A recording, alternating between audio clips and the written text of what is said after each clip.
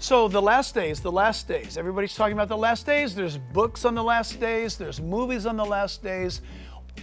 In Islam, there's the last days. In Judaism, there is the end of days. But of course, Jesus tells us that in the last days, it will be like the times of Lot or the times of Noah. It will be like the times of Sodom and Gomorrah.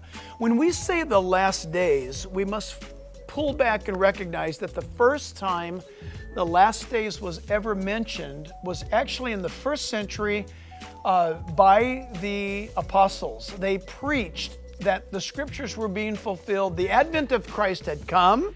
Jesus had been crucified on the cross. Listen, everybody.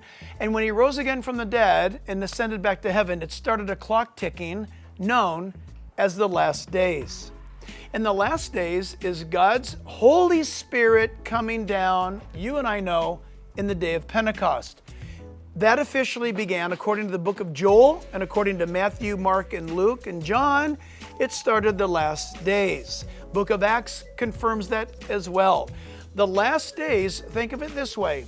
The last days is a linear timeline that starts out with certain events, and the last days culminates with certain events. But in the last days brackets is the New Testament church era of a resurrected Christ before he comes back in his second coming.